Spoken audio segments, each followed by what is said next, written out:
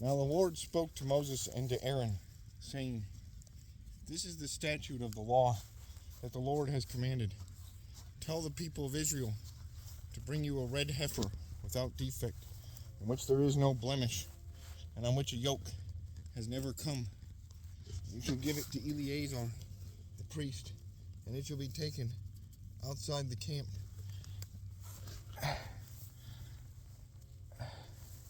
and slaughtered before him. And Eleazar the priest shall take some of its blood with his finger, and sprinkle some of its blood toward the front of the tent of meeting 7 times, and the heifer shall be burned in his sight, its skin, its flesh, and its blood with its dung shall be burned.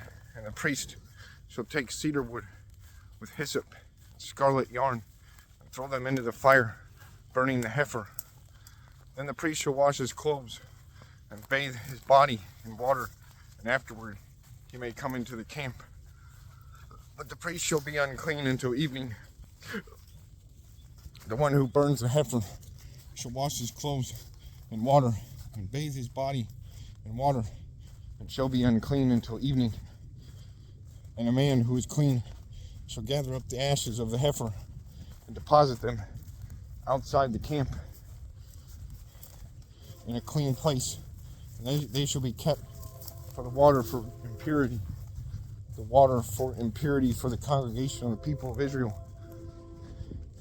It is a sin offering, and the one who gathers the ashes of the heifer shall wash his clothes and be unclean until the evening.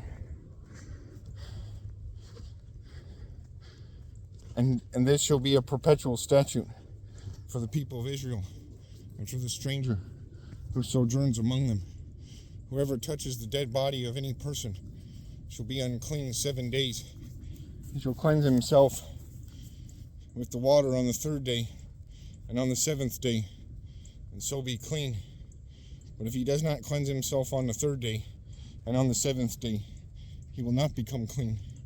Whoever touches a dead person, the body of anyone who has died, and does not cleanse himself, defiles the tabernacle of the Lord. And that person shall be cut off from Israel, because the water for impurity was not thrown on him. He shall be unclean. His uncleanness is still on him. This is the law when someone dies in a tent. Everyone who comes into the tent and everyone who is in the tent shall be unclean 7 days, and every open vessel that has no cover fastened on it is unclean.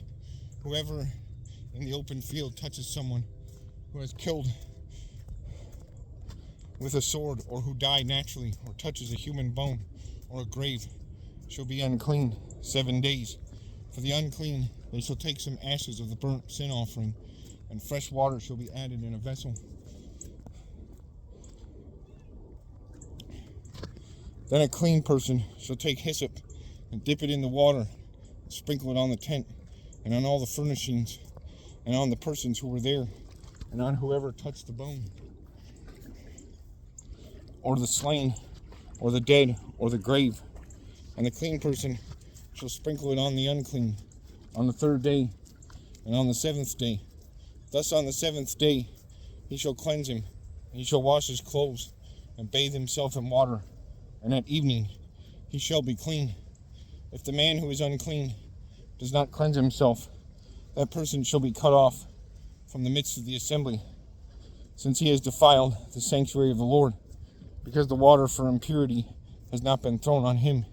He is unclean, and it shall be a statute forever for them. The one who sprinkles the water for impurity shall wash his clothes, and the one who touches the water for impurity shall wash his clothes, and the one who touches the water for impurity shall be unclean until evening. And whatever the unclean person touches, it shall be unclean until evening.